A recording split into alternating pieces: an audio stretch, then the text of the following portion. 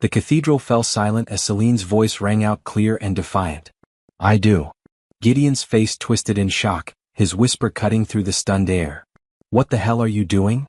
The priest stammered, confusion evident in his voice. I'm sorry, but you're supposed to.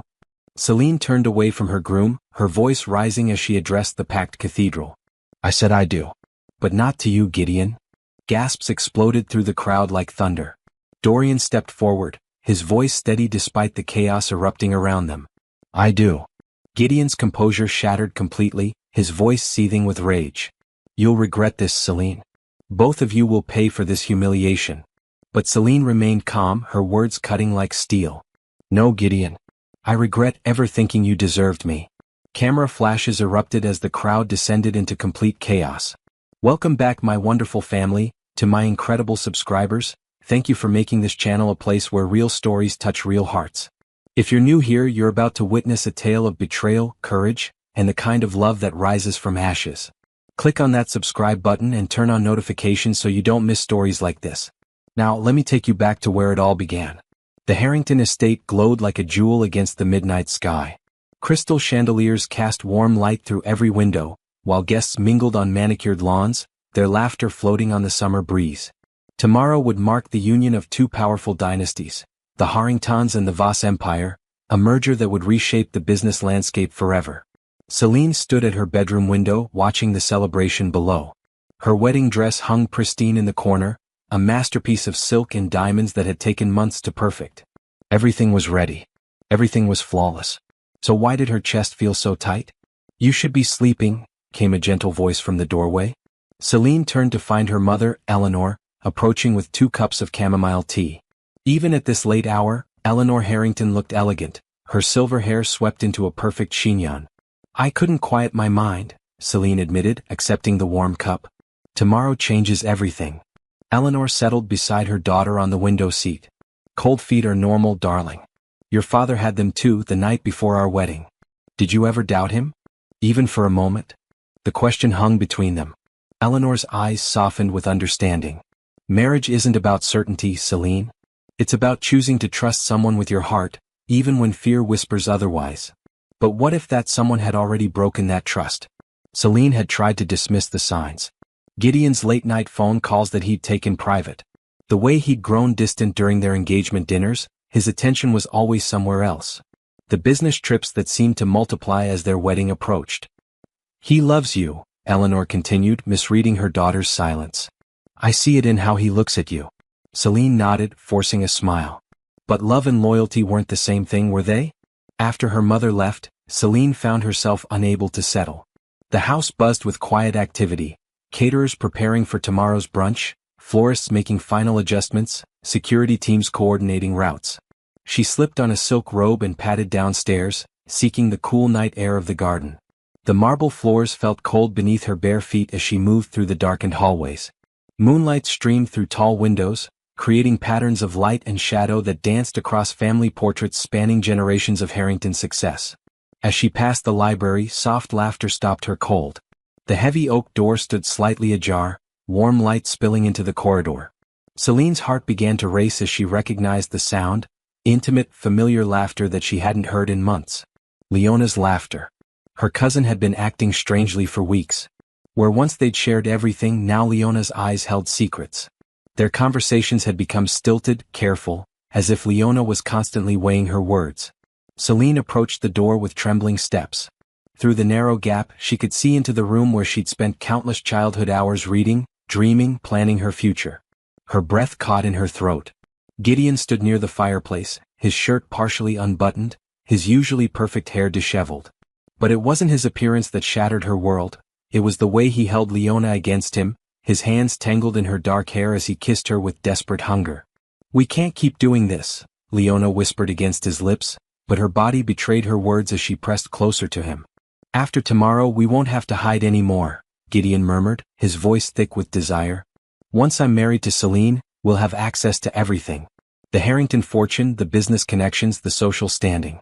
We can be together without anyone questioning it. Celine's hand flew to her mouth, stifling the gasp that threatened to escape. The marble floor seemed to tilt beneath her feet as the full scope of their betrayal became clear. But what about Celine? Leona asked, though her tone suggested she already knew the answer. Gideon's laugh was cold, calculating. Celine is a means to an end. She's beautiful, well-connected, and completely naive. Perfect for what I need. But you, Leona, you're what I want. The words hit Celine so hard. Every tender moment, every whispered promise, every plan they'd made together, all of it had been a lie. She was nothing more than a business transaction to him, a stepping stone to the life he really wanted. Her father suspects nothing? Leona's voice carried a note of concern. Richard Harrington sees exactly what I want him to see, a devoted son-in-law who'll expand his empire. He has no idea that half his business deals are already flowing through my accounts. By the time he realizes what's happening, it'll be too late. Celine's knees nearly buckled. Not only was Gideon betraying her personally, but he was stealing from her family. The man she trusted with her heart was systematically destroying everything her father had built. She watched in horrified fascination as Gideon pulled Leona closer, his hands roaming her body with practiced familiarity. This wasn't a moment of weakness or a recent development. This was a relationship built on months, maybe years, of deception. Tomorrow night after the reception, meet me in the penthouse, Gideon whispered. We'll celebrate properly. What about your honeymoon with Celine? A week in Paris playing the devoted husband. But you'll be there too, won't you? Your modeling contract conveniently requires you to be in Europe at the same time. Leona smiled, an expression Celine had never seen before, predatory, satisfied. I've already booked the hotel room across from yours. The betrayal was so complete, so carefully orchestrated, that Celine felt physically ill. They had planned every detail, anticipated every moment, while she had been choosing flowers and tasting cakes like a fool. She forced herself to step back from the door, her heart hammering so loudly she was certain they would hear it. Moving on unsteady legs, she retreated to the shadows of the corridor, pressing her back against the cool wall as she struggled to process what she'd witnessed. Part of her wanted to burst through that door, to scream in rage and expose them both. She could call off the wedding, reveal their treachery to everyone, watch their carefully laid plans crumble to dust. But another part of her, the part that had inherited her father's strategic mind, began to calculate. If she acted impulsively now, she would lose everything. Gideon would find a way to spin the story, to make her look unstable or jealous. Leona would play the innocent victim, caught in an unfortunate moment of weakness. No. If she was going to destroy them, she needed to be smart about it. Celine made her way back to her room, her mind racing with possibilities.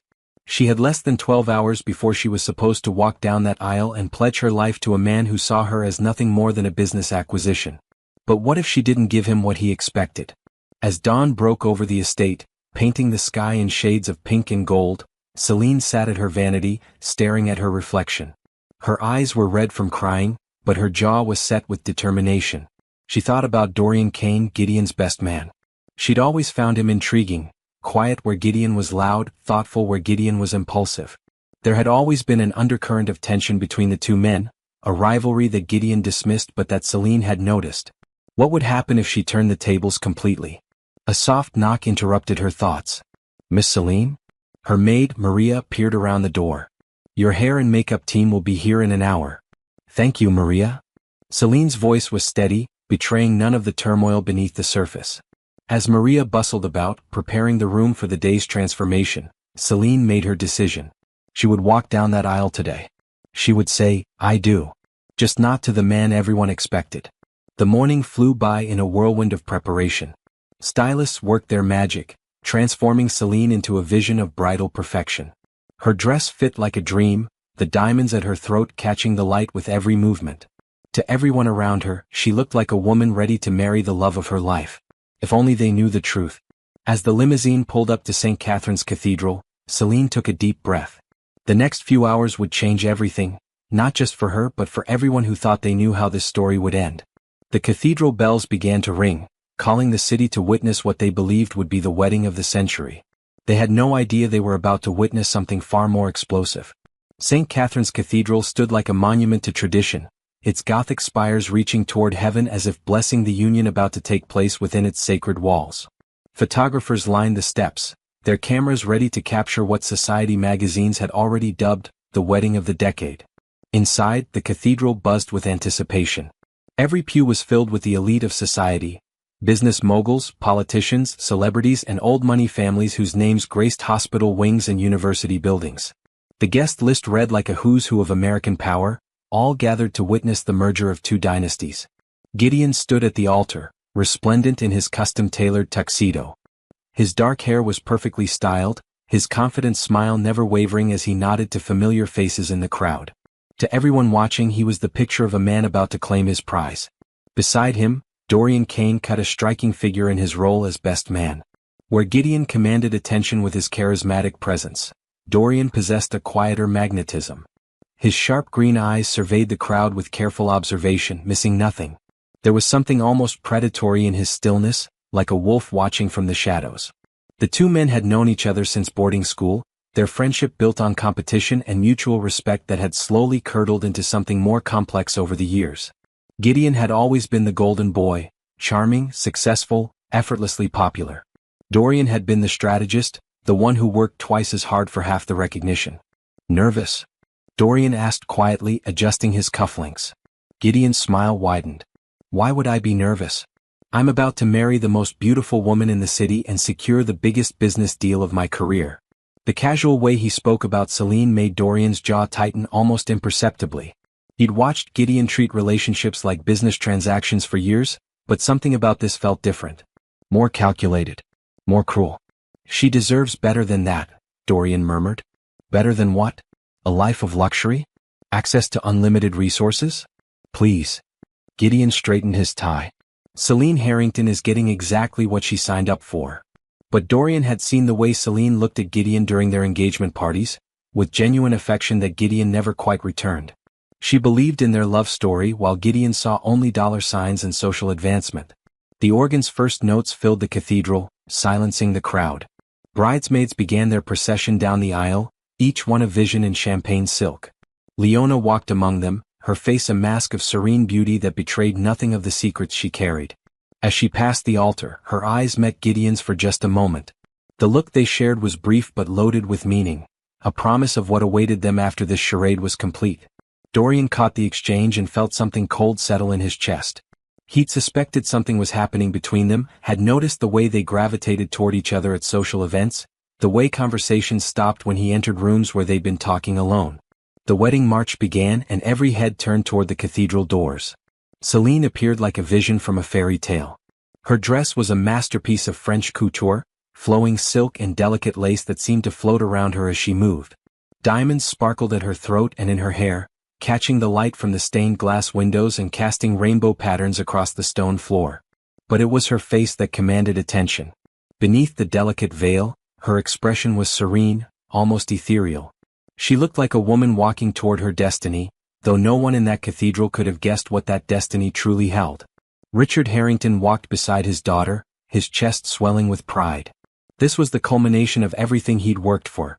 His family's legacy secured, his business empire expanded, his daughter married to a man who would protect and cherish her.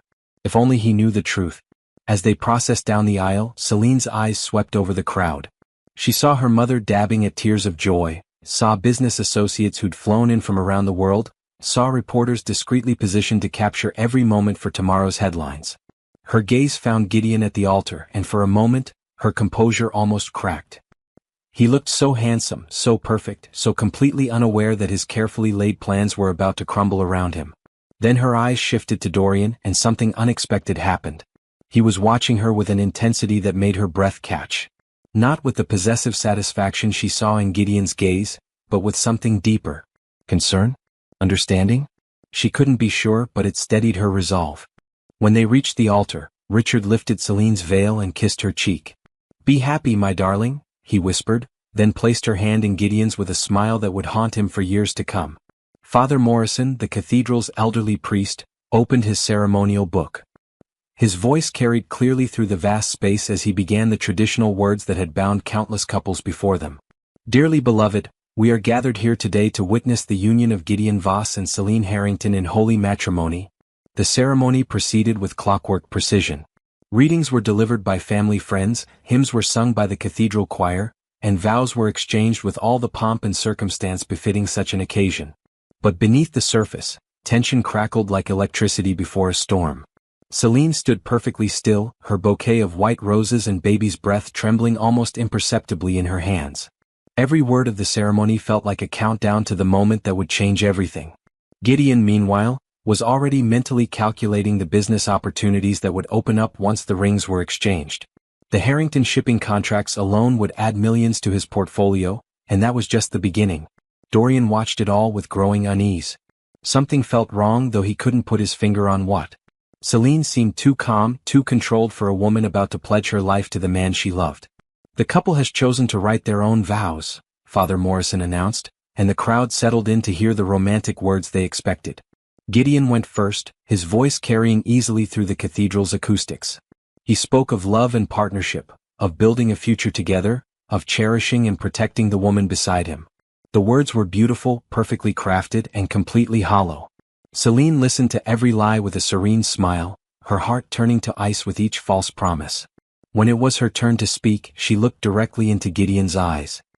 "I promise to honor the truth above all else," she began, her voice clear and strong.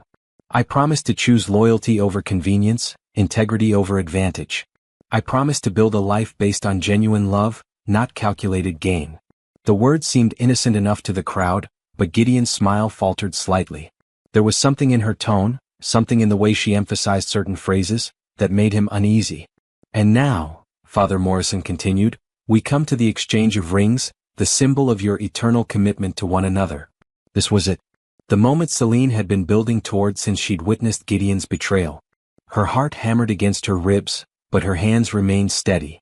"Do you, Gideon Voss, take Celine Harrington to be your lawfully wedded wife, to have and to hold, in sickness and in health, for richer or poorer, for better or worse, until death do you part?" "I do," Gideon replied confidently, sliding the platinum band onto Celine's finger with practiced ease. The cathedral held its collective breath as Father Morrison turned to Celine. This was the moment everyone had been waiting for, the culmination of months of planning and anticipation. "Do you, Celine Harrington, take Gideon Voss to be your lawfully wedded husband, to have and to hold, in sickness and in health, for richer or poorer, for better or worse, until death do you part?" Celine looked at Gideon for a long moment, seeing not the man she'd fallen in love with, but the stranger who had been using her all along.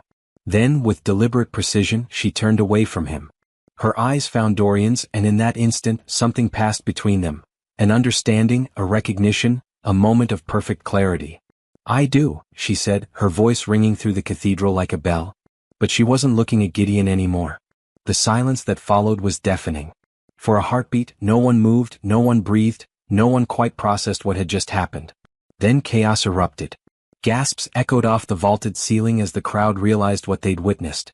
Cameras flashed like lightning, capturing the moment that would dominate headlines for weeks to come. Whispers turned to exclamations as guests turned to each other in shock and confusion. Gideon's face went through a series of expressions: confusion, disbelief, and finally rage. "What the hell do you think you're doing?" he hissed, grabbing Celine's wrist. But before she could respond, Dorian stepped forward. His movement was fluid, controlled, like a predator finally revealing itself. He gently but firmly removed Gideon's hand from Celine's arm, his green eyes blazing with an intensity that made several guests step back.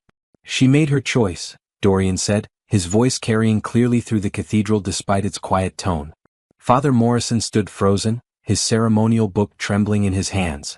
In 40 years of performing weddings, he'd never encountered anything like this. "This is insane," Gideon sputtered, his carefully maintained composure cracking. "Celine, you can't be serious. This is our wedding day." Celine looked at him with a calmness that was more devastating than any scream could have been. "No, Gideon. This is the day I stopped being naive." The words carried a weight that made Gideon's blood run cold. Did she know? How much did she know? In the front row, Richard Harrington had gone pale, his mind struggling to process what was happening to his carefully orchestrated plans. Eleanor clutched her husband's arm, her eyes wide with shock and growing understanding. Leona sat among the bridesmaids, her face a mask of horror. This wasn't how it was supposed to go. Gideon was supposed to marry Celine, secure the Harrington fortune, and then they could be together openly. Now everything was falling apart. "Father Morrison," Celine said, turning to the bewildered priest, "I believe you have a ceremony to complete." The elderly man looked between Celine, Gideon, and Dorian, clearly out of his depth. This is highly irregular. But not impossible," Dorian said, stepping closer to Celine. If both parties consent. Every eye in the cathedral turned to him.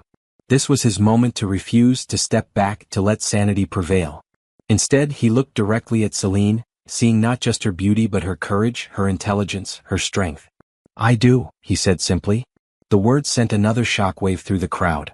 Reporters were frantically typing on their phones, society matrons were fanning themselves in shock, and business associates were already calculating how this would affect their investments. But in that moment, none of it mattered to Celine. For the first time in months, she felt like she could breathe. What's the most shocking wedding moment you've ever witnessed? Let me know in the comments below. Father Morrison, perhaps deciding that discretion was the better part of valor, cleared his throat and continued with the ceremony. His voice shook slightly as he pronounced them husband and wife, but the words were legally binding nonetheless.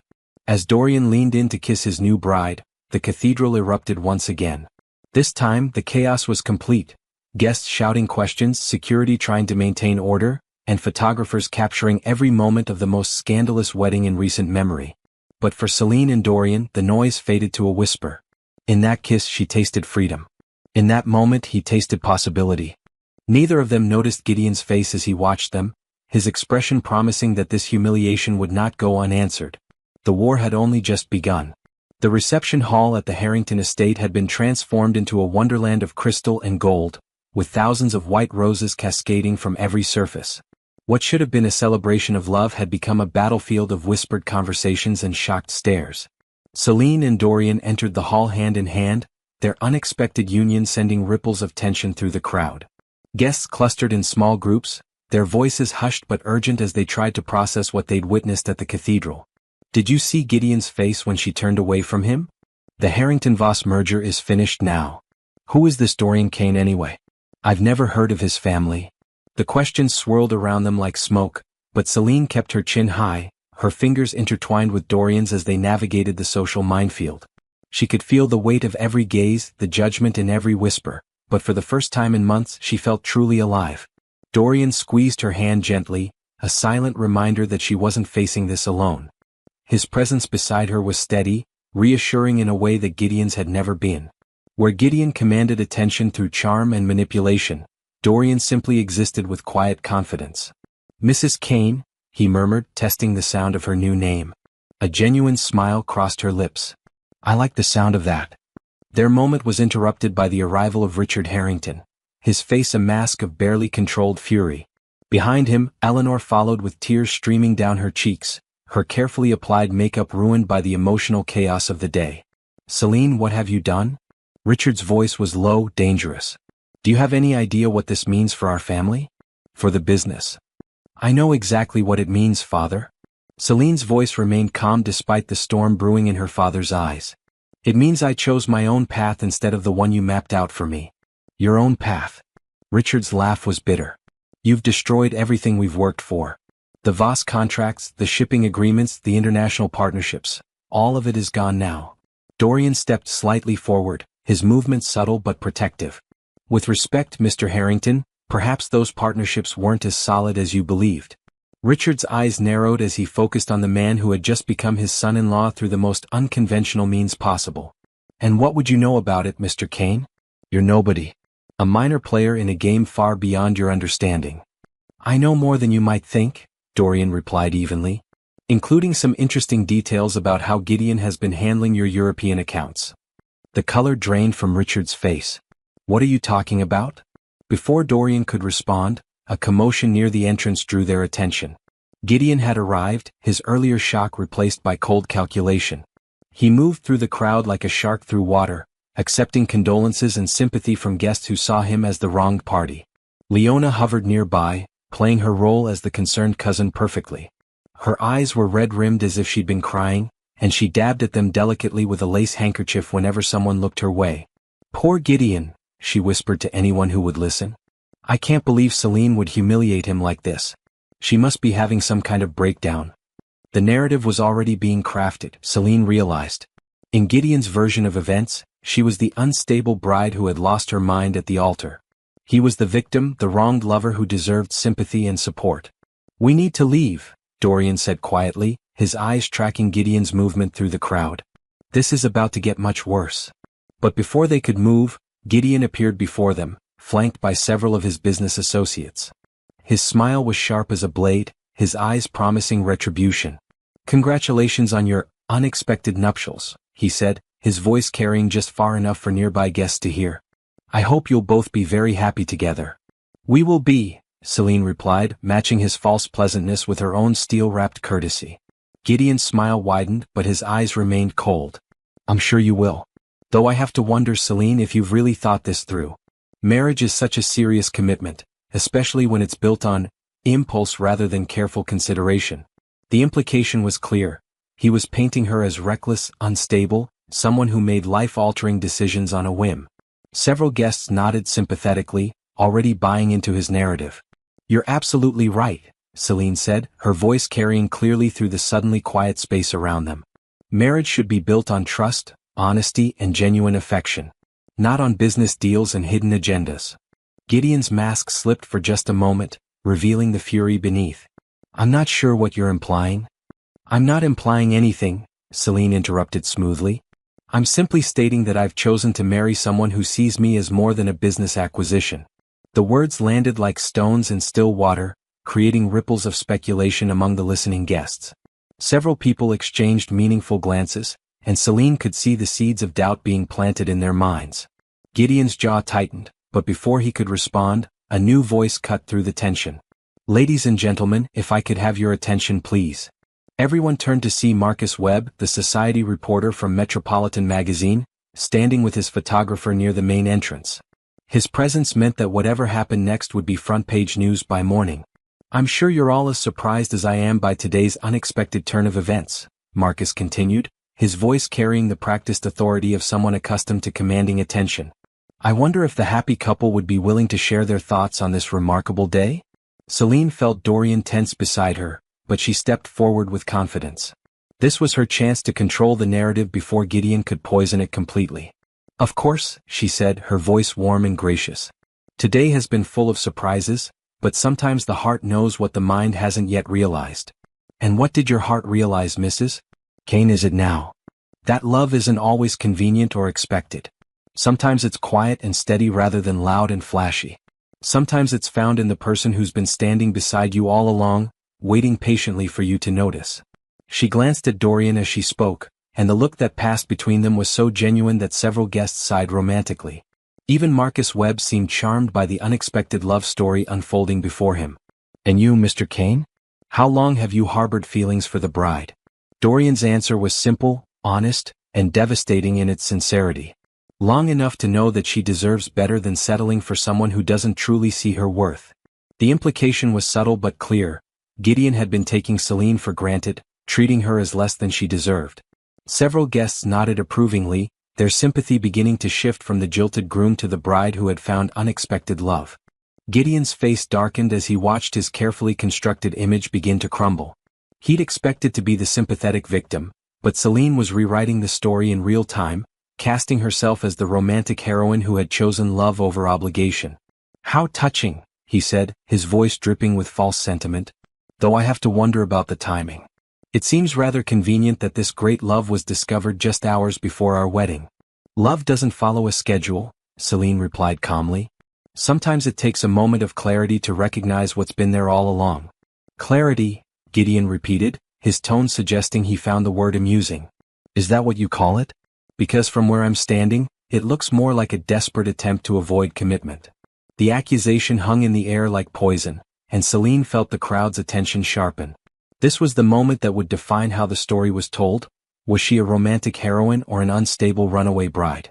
"The only thing I was desperate to avoid," she said, her voice carrying clearly through the silent hall, "was a marriage built on lies." The words dropped like a bomb into the conversation. Guests leaned forward, sensing that something significant was about to be revealed. Gideon's face went pale, but he quickly recovered his composure. "I'm not sure what you mean by that," he said carefully. "I think you know exactly what I mean." The tension between them crackled like electricity, and everyone in the hall could feel it. Marcus Webb's photographer was capturing every moment, his camera clicking rapidly as he documented what was clearly becoming the scandal of the season. Before Gideon could respond, Eleanor Harrington appeared at Celine's side, her maternal instincts finally overriding her social conditioning. "I think that's enough questions for now," she said firmly, placing a protective arm around her daughter. "This is supposed to be a celebration, not an interrogation." Marcus Webb nodded respectfully, but his eyes gleamed with the satisfaction of someone who had just witnessed front-page material. "Of course, Mrs. Harrington. Congratulations to the happy couple." As the reporter moved away, the crowd began to disperse, breaking into smaller groups to dissect what they'd just witnessed. The story would be told and retold, embellished and analyzed, until it became the stuff of legend. But for now, Celine found herself surrounded by a small circle of supporters. Her mother, Dorian, and surprisingly her father, who had been watching the exchange with growing understanding. "You knew," Richard said quietly, his voice heavy with realization. "You knew something about Gideon that the rest of us didn't." Celine nodded, not trusting herself to speak. The adrenaline that had carried her through the confrontation was beginning to fade, leaving her feeling drained and vulnerable. "We should go," Dorian said gently, recognizing her exhaustion. "You've been through enough for one day." As they prepared to leave, Celine caught sight of Leona across the room. Her cousin was deep in conversation with Gideon, their heads bent close together in urgent discussion. When Leona looked up and met Celine's gaze, the mask of innocent concern slipped for just a moment, revealing something cold and calculating beneath.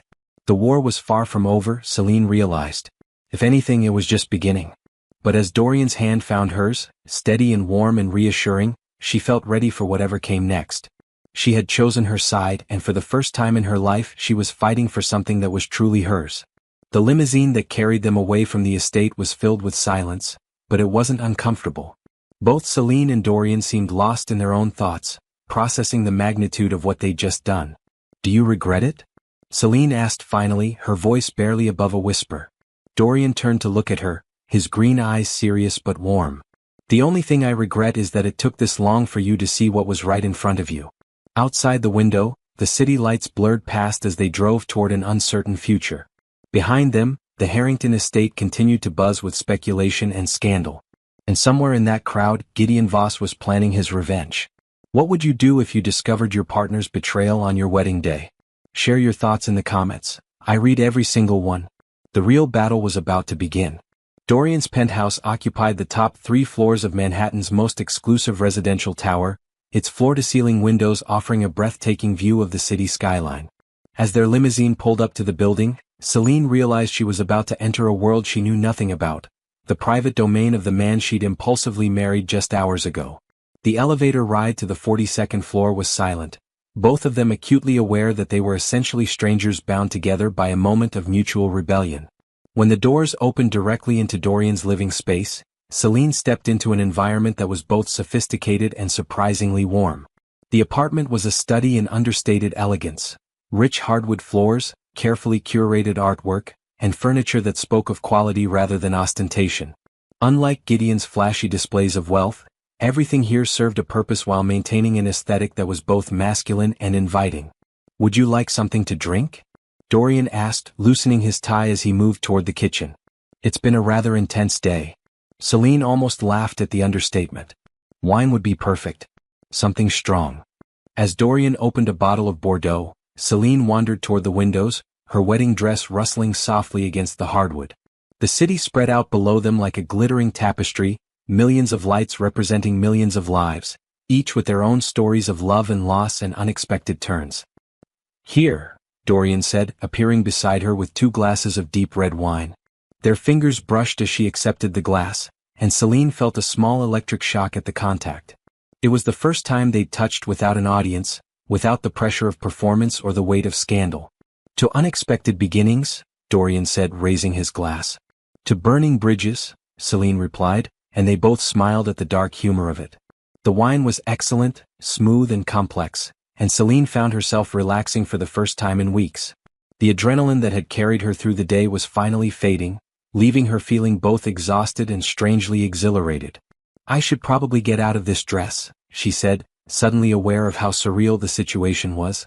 "Though I'm not sure what I'm supposed to change into. I didn't exactly pack for a honeymoon with you."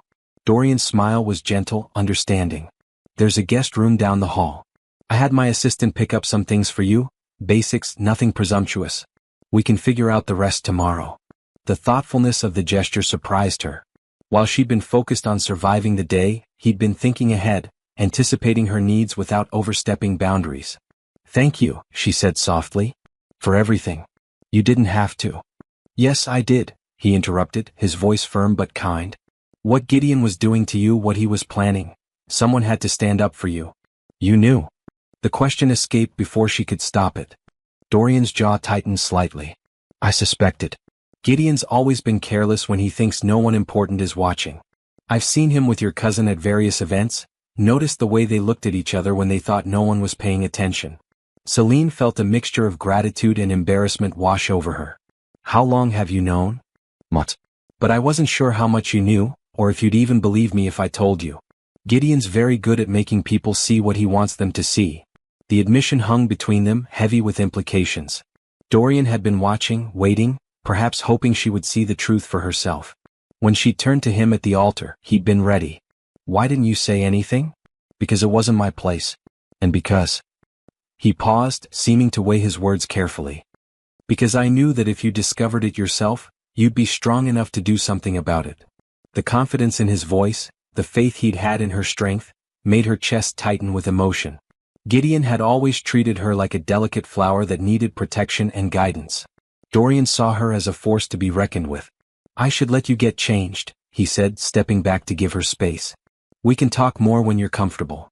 Celine nodded, grateful for his consideration. The guest room was beautifully appointed, with a king-sized bed covered in crisp white linens and a sitting area by another wall of windows. On the bed, she found a selection of clothes in her exact size. Casual wear, sleepwear, even undergarments, all from high-end brands but chosen with taste rather than flash. As she slipped out of her wedding dress, Celine caught sight of herself in the full-length mirror. The woman looking back at her seemed like a stranger, hair slightly mussed from the day's events, makeup faded but still elegant, eyes bright with a mixture of exhaustion and determination. She was married. To a man she barely knew. The reality of it should have terrified her, but instead she felt oddly calm. Whatever came next, it had to be better than the life of lies she'd been walking toward with Gideon. After changing into comfortable jeans and a soft cashmere sweater, Celine returned to the living room to find Dorian standing by the windows, his own formal wear replaced by dark slacks and a button-down shirt with the sleeves rolled up. He looked younger somehow, more approachable, though no less attractive. "Better?" he asked, turning as she approached. "Much. Though I have to ask, how did you know my sizes?" A slight flush colored his cheeks. "I may have paid more attention to details than I should have over the years. Gideon wasn't exactly subtle about his conquests, and I noticed things he didn't." The admission was both flattering and slightly unsettling. How long had Dorian been watching her? What else had he noticed that others had missed? "That's either very observant or mildly stalkerish," she said, testing the waters with humor. "Observant, I hope. I've always been good at reading people, understanding what they need even when they don't say it."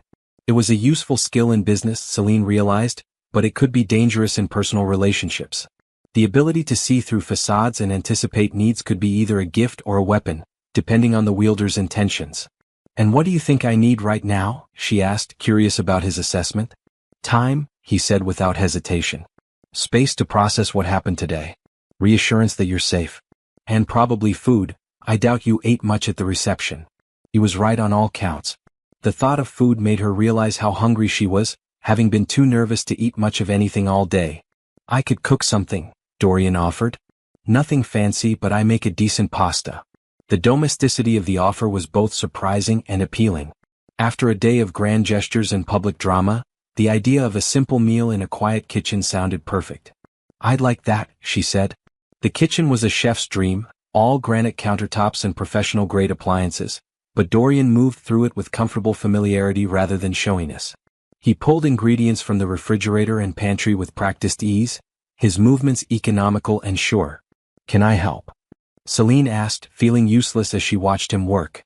"You can open another bottle of wine," he said, nodding toward a wine rack that held an impressive collection. "Something lighter this time, we've had enough intensity for one day." As Celine selected a Pinot Grigio, she found herself studying Dorian's profile as he worked. There was something soothing about watching him cook, the way he focused completely on the task at hand, the quiet competence of his movements. "You're very different from Gideon," she said, the observation slipping out before she could censor it. "In what way?" "He always needed to be the center of attention even in private. You seem comfortable just being? Dorian paused in his chopping of garlic, considering her words. Gideon and I have very different approaches to life. He believes in taking what he wants through charm and manipulation.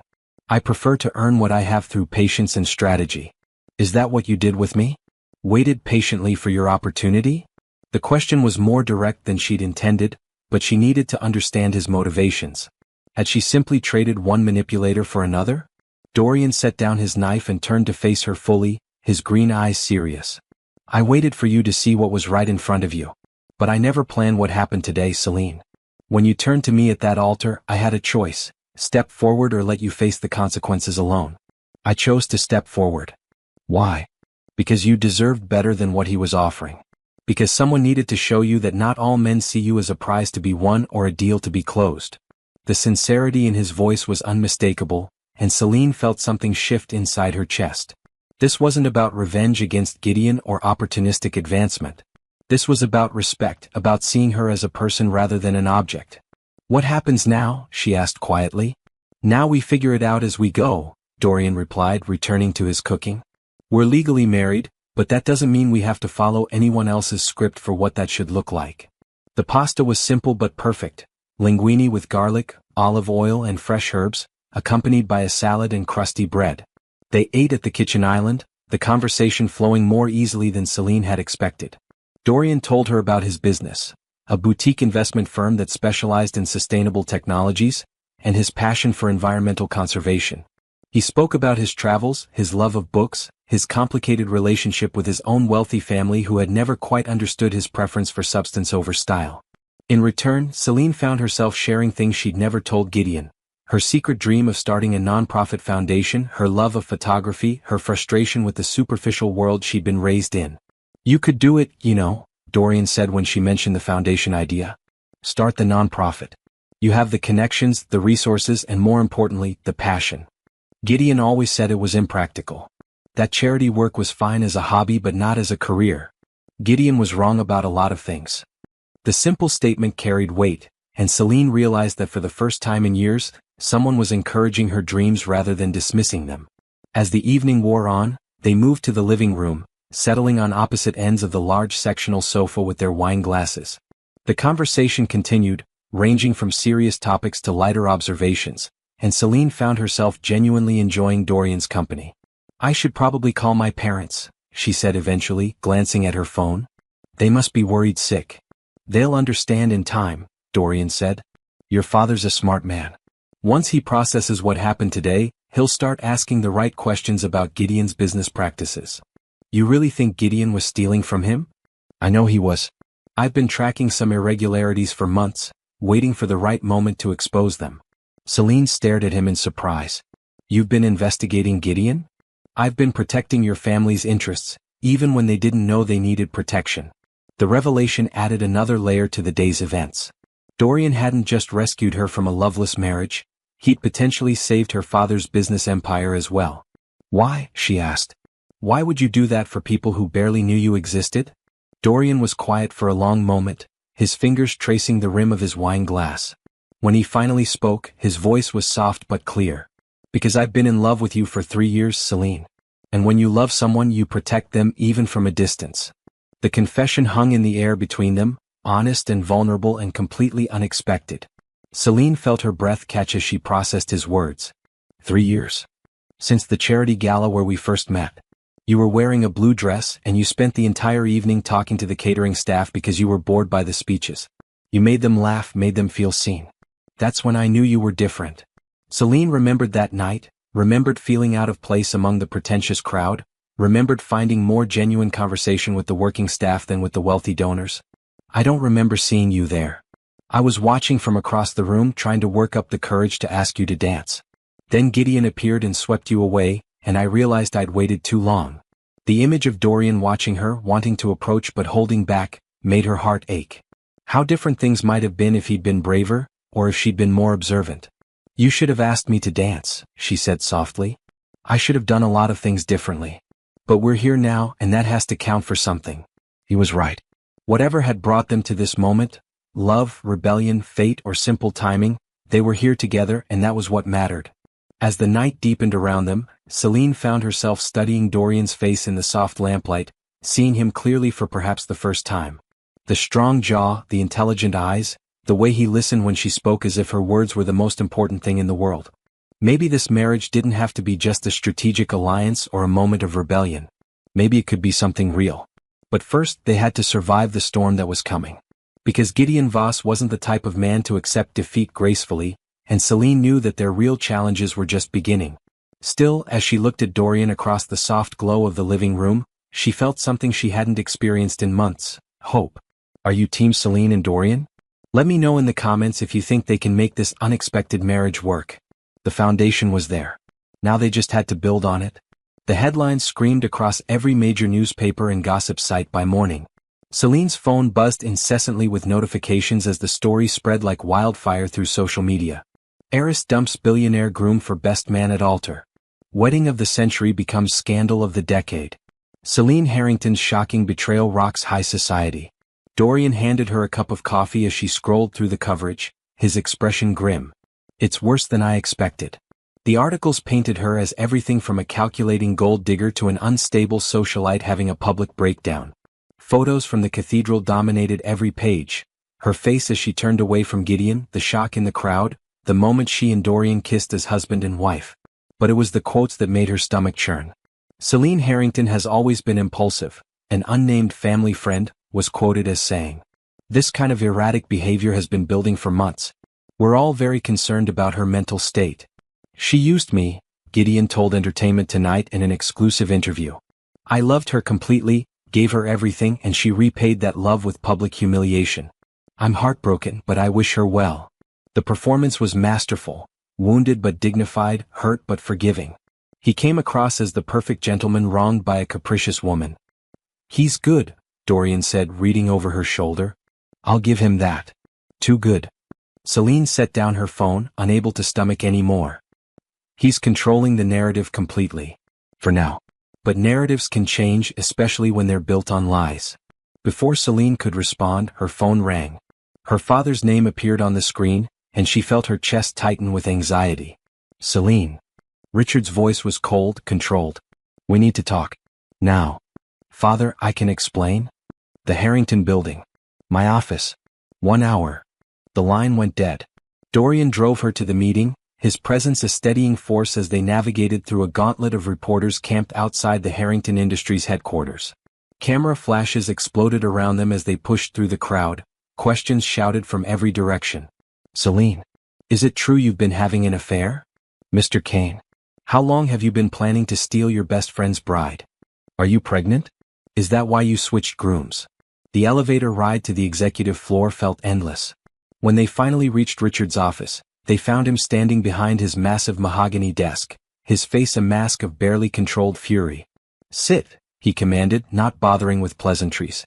Eleanor was already there, perched on the edge of a leather chair, her eyes red from crying. She looked up as they entered, her expression a mixture of disappointment and concern. Do you have any idea what you've done? Richard began without preamble. The Voss contracts are gone. 3 major shipping deals have been cancelled. Our stock price dropped 12% in the first hour of trading this morning. Father. I'm not finished. His voice cut through her attempt to speak. Gideon called this morning. He's withdrawing from all joint ventures, effective immediately. 20 years of business relationships, destroyed in a single moment of your selfishness. The words stung, but Celine forced herself to remain calm. Did he mention why he was so eager to withdraw? Or did he just play the victim? What's that supposed to mean? Dorian stepped forward, his voice steady and professional. Mr. Harrington, before you make any final decisions about your business relationships, you might want to review your European shipping accounts. Specifically, the ones Gideon has been managing. Richard's eyes narrowed. What are you talking about? I'm talking about systematic embezzlement. Gideon has been skimming profits from your overseas operations for the past 18 months. I have documentation. The silence that followed was deafening. Eleanor's hand flew to her throat, while Richard's face went through a series of expressions. Disbelief, calculation, and finally, cold rage. Show me, he said quietly. Dorian pulled out a tablet, his fingers moving quickly across the screen. These are copies of bank transfers, shipping manifests, and customs documents. Notice the discrepancies in the reported cargo values versus the actual insurance claims. As Richard studied the evidence, his face grew progressively darker. The numbers told a clear story of betrayal and theft, millions of dollars diverted into accounts that Gideon controlled. "This son of a bitch," Richard whispered, his composure finally cracking. "He's been robbing me blind." "It gets worse," Dorian continued. "He's also been selling shipping routes to your competitors, giving them advance notice of your cargo schedules. That's why you've been losing contracts to Meridian Shipping." Eleanor gasped, her hand covering her mouth in shock. The Meridian deal had been a devastating blow to Harrington Industries, a contract they'd been certain to win until their competitors somehow underbid them with impossible accuracy. "How long have you known about this?" Richard demanded, his anger now directed at Dorian. "I've been investigating for months. I needed solid proof before I could act. And you didn't think to warn me?" "I tried. I sent anonymous tips to your security department 3 times. They were ignored." Richard's jaw worked silently as he processed this information. His own security team had failed him, his trusted business partner had betrayed him, and his daughter had somehow seen the truth before he did. "Why?" he asked finally, his voice heavy with exhaustion. "Why would Gideon do this?" "Because he could," Celine said quietly. "Because you trusted him completely and he used that trust against you. Just like he used my love against me." The admission hung in the air, and Eleanor reached out to take her daughter's hand. "Oh, sweetheart. You knew about this yesterday?" "I knew about the affair. I discovered the business theft this morning, thanks to Dorian." Richard sank into his chair, suddenly looking every one of his 62 years. "The wedding. You knew he was cheating, so you?" "I chose someone who actually cares about our family's welfare," Celine finished. "Someone who's been protecting our interests even when we didn't know we needed protection." The older man's eyes moved between his daughter and her new husband, reassessing everything he thought he knew about the situation. "The media," Eleanor said suddenly. "They're painting you as unstable, impulsive. If this comes out." "It will come out," Dorian said firmly. "But we need to control how and when. Gideon's already launched his smear campaign. We need to be strategic about our response." As if summoned by their conversation, Richard's assistant knocked on the door. "Mr. Harrington? There's a call from Channel 7 News. They want a statement about the allegations." "What allegations?" Richard barked. "Something about Mrs. Kane having a history of mental health issues. They're asking for comment on claims that she's been in therapy for erratic behavior." Celine felt the blood drain from her face. "That's not true. I've never." "Gideon," Dorian said grimly. "He's escalating." Richard's phone buzzed with a text message. He glanced at it and his face darkened further. "It's from our head of PR. Apparently, there are rumors circulating that you've been having an affair with multiple men, that the wedding switch was planned to cover up a pregnancy scandal." "This is insane," Eleanor breathed. "How can they print such lies?" "They're not printing them directly," Dorian explained. "They're reporting on rumors and allegations from unnamed sources. It gives them legal cover while still destroying reputations." Celine's phone buzzed with another call. This time it was her best friend from college, Sarah. "Don't answer," Dorian advised.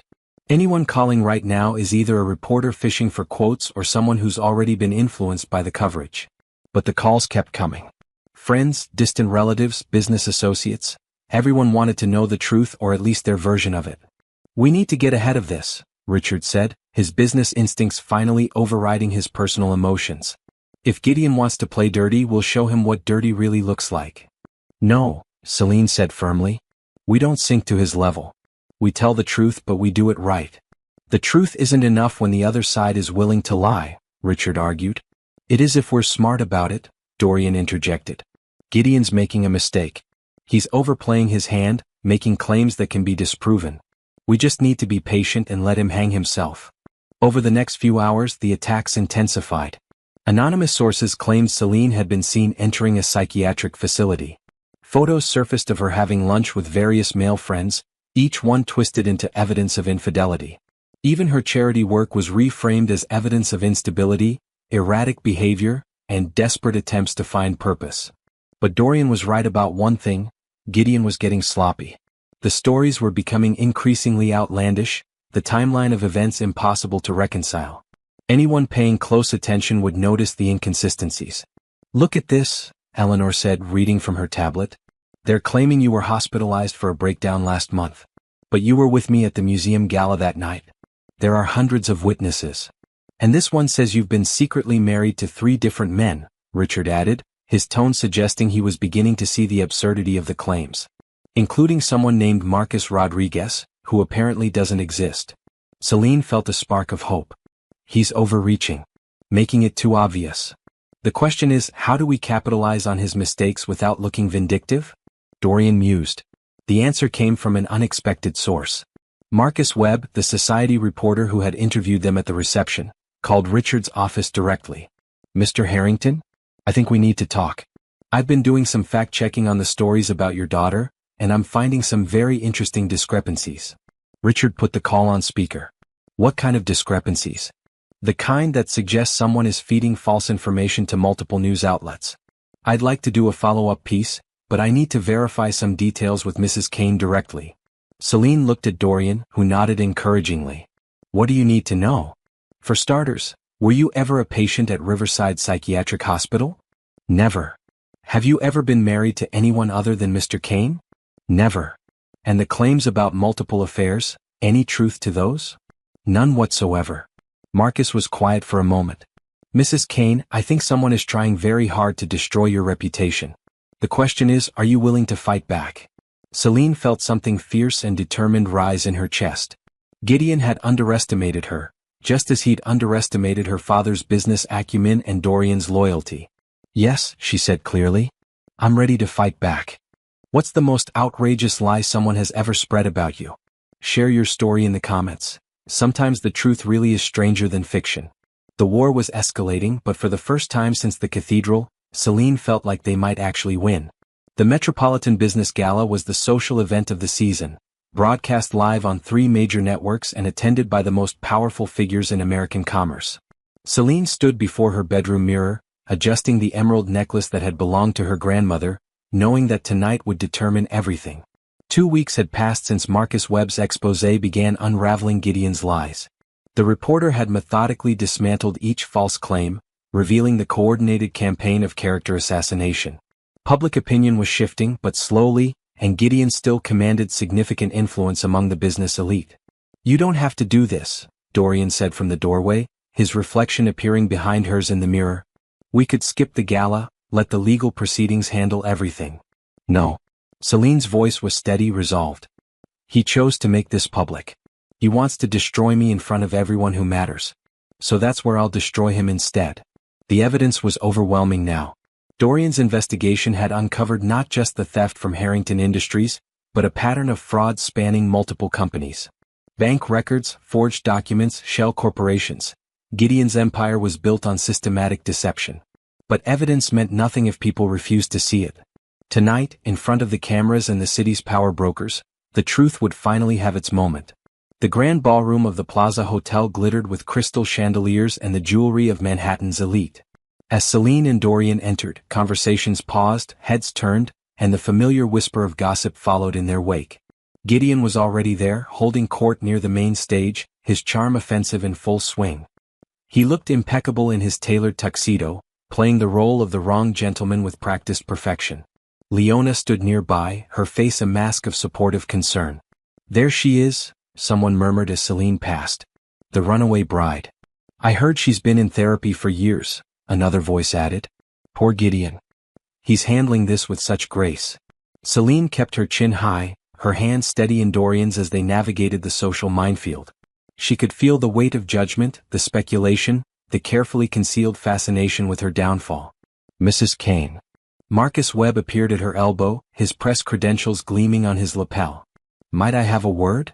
They stepped aside, away from the crowd's immediate attention. Marcus's expression was serious, professional. Gideon's planning something for tonight, he said quietly. My sources say he's arranged for a special presentation during the awards ceremony. Something about setting the record straight. Celine's pulse quickened. What kind of presentation? I don't know specifics, but he's been working with a private investigation firm. They've prepared some kind of multimedia display. Dorian's jaw tightened. He's going to ambush her publicly. That's what I'm thinking. You should be prepared. Before Celine could respond, the lights dimmed and a voice over the sound system called for attention. The evening's program was beginning, and everyone moved toward their assigned tables. Celine found herself seated at a prominent table near the stage, a position that felt more like a target than an honor. Gideon was 3 tables away, his eyes finding hers across the room with a smile that promised retribution. The dinner proceeded with speeches from various business leaders, awards for charitable contributions, and the usual networking disguised as entertainment.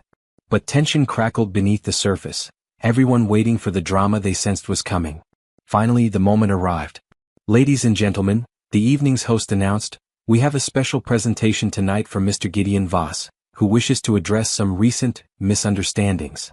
Applause rippled through the room as Gideon rose from his table, his movements confident and controlled. He walked to the podium with the bearing of a man about to deliver justice, not receive it. "Thank you," he began, his voice carrying easily through the ballroom's acoustics. "I didn't want to be here tonight, speaking about personal matters in such a public forum. But recent events have forced my hand." The room was silent, every guest leaning forward in anticipation. 2 weeks ago, I was humiliated at what should have been the happiest day of my life. My bride, Celine Harrington, abandoned me at the altar for another man. Since then, there have been attempts to justify this betrayal by attacking my character and my business practices. Murmurs of sympathy rippled through the crowd. Gideon was playing his role perfectly, the wounded victim seeking only truth and vindication. "Tonight, I want to set the record straight with facts, not rumors." A large screen descended behind the podium, and Gideon's presentation began. Photos appeared, Celine having lunch with various men over the past year, each image carefully cropped and contextualized to suggest impropriety. "These images show a pattern of behavior that many of you witnessed but were too polite to mention," Gideon continued. "Celine Harrington has been conducting multiple affairs for months, using her family's social position to cover her indiscretions."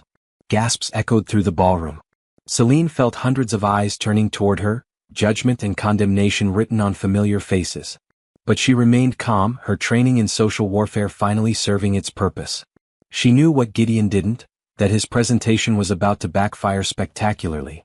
"Furthermore," Gideon continued, "I have evidence that her marriage to Dorian Kane was planned weeks in advance, a calculated scheme to avoid the consequences of her behavior while simultaneously destroying my reputation." More photos appeared, Celine and Dorian at various social events, their interactions highlighted and analyzed like evidence in a criminal trial. The truth is painful, but it must be told. Celine Harrington is not the victim in this story. She is a manipulative woman who used my love for her as a weapon against me.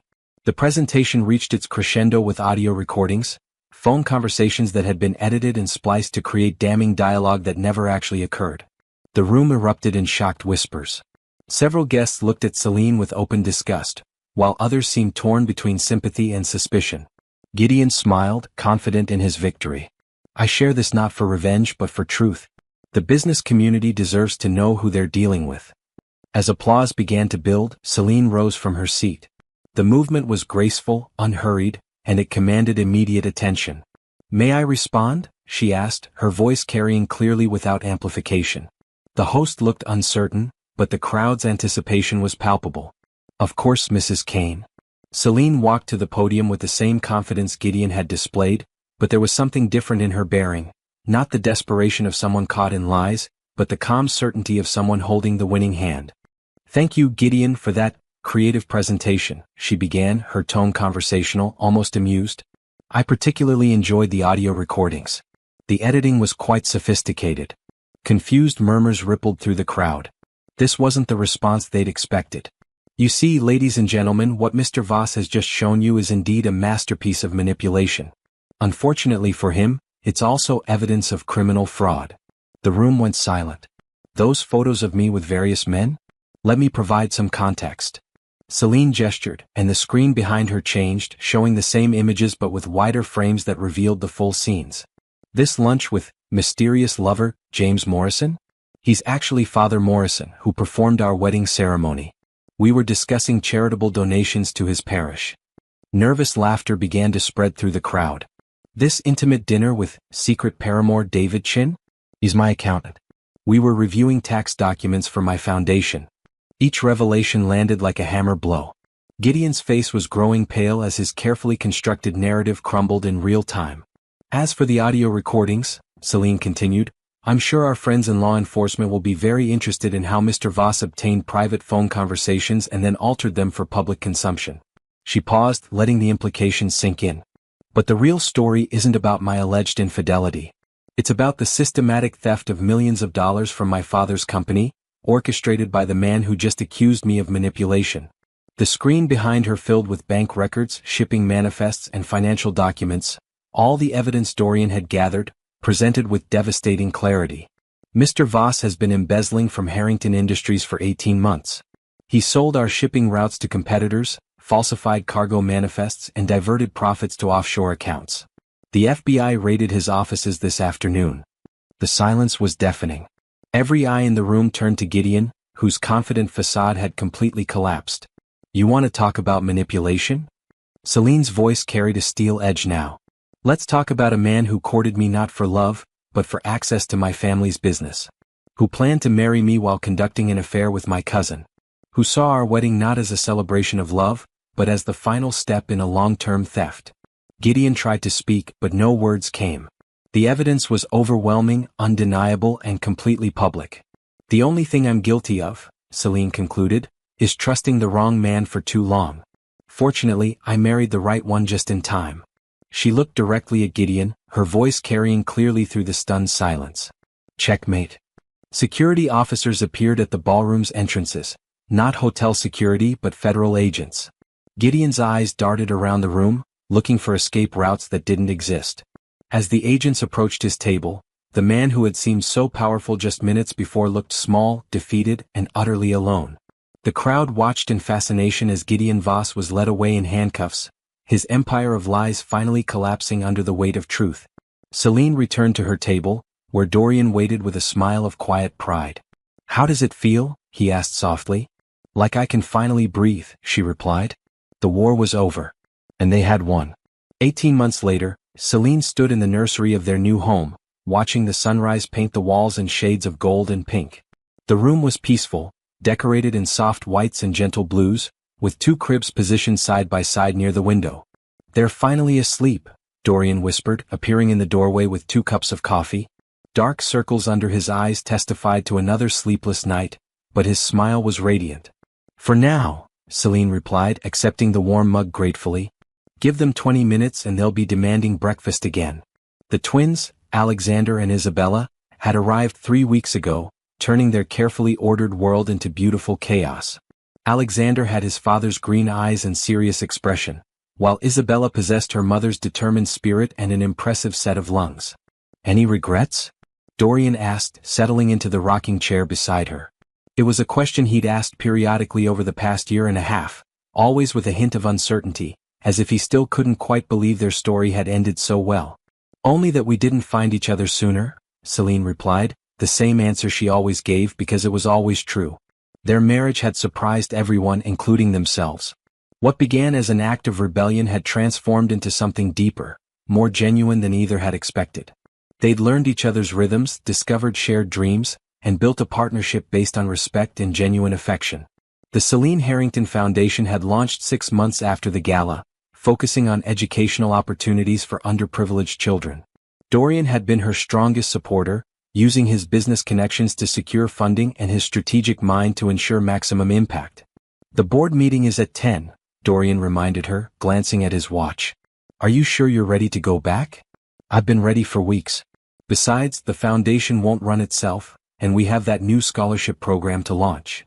Celine had discovered that motherhood, rather than limiting her ambitions, had sharpened her focus. She wanted to build something meaningful, something that would make the world better for her children and countless others. A soft cry from Isabella's crib interrupted their quiet moment. Celine moved to comfort her daughter, lifting the tiny bundle with practiced ease. Someone's hungry, she murmured, settling into the nursing chair. As she fed Isabella, Dorian picked up Alexander, who had stirred at his sister's cry. The sight of her husband cradling their son never failed to make Celine's heart flutter. He was a natural father, patient, gentle, completely devoted. I got a call from Marcus Webb yesterday, Dorian said quietly. Gideon's sentencing is next week. Celine nodded, unsurprised. The trial had been swift and decisive. Faced with overwhelming evidence, Gideon had eventually pleaded guilty to multiple counts of fraud and embezzlement. Leona had testified against him in exchange for a reduced sentence, their alliance crumbling the moment real consequences appeared. 15 to 20 years most likely, Dorian continued. Plus full restitution to your father's company. Good, Celine said simply. She felt no satisfaction in Gideon's downfall, but she was glad justice had been served. Richard Harrington had recovered from the financial losses, his business stronger than ever after implementing new security measures and cutting ties with corrupt partners. He'd also gained a new respect for his daughter's judgment and his son-in-law's integrity. Your parents are coming for dinner tonight, Dorian reminded her. Your mother's bringing that photographer for the family portraits. Celine smiled. Eleanor had embraced her role as grandmother with enthusiasm, spoiling the twins shamelessly and documenting every milestone with professional photography sessions. She wants to capture every precious moment, Celine said, mimicking her mother's dramatic tone. Can you blame her? Look at them. Alexander had fallen back asleep in his father's arms, his tiny fist curled against Dorian's chest. Isabella finished nursing and gazed up at her mother with wide, curious eyes. They're perfect, Celine agreed. As the morning light grew stronger, filling the nursery with warmth, Celine reflected on the journey that had brought them here. The scandal that had once threatened to destroy her had instead led to the greatest happiness she'd ever known. Do you think they'll ask about our wedding story when they're older? She wondered aloud. Dorian chuckled softly. I think they'll be more interested in the fact that their parents actually fell in love after they got married, not before. A modern fairy tale. The best kind. Outside, the city was waking up, millions of people beginning their daily routines, pursuing their own dreams and facing their own challenges. But here, in this quiet nursery with her husband and children, Celine had found everything she'd never known she was searching for. Love had found her in the most unexpected way, at the most impossible moment. And it had been worth every scandal, every headline, every moment of uncertainty. As Isabella drifted off to sleep and Alexander stirred in his father's arms, Celine knew their story was just beginning. The dramatic wedding, the public confrontation, the victory over deception. All of that was prologue to the real adventure of building a life together. Ready for another day of beautiful chaos? Dorian asked, standing to place Alexander back in his crib. With you? Always.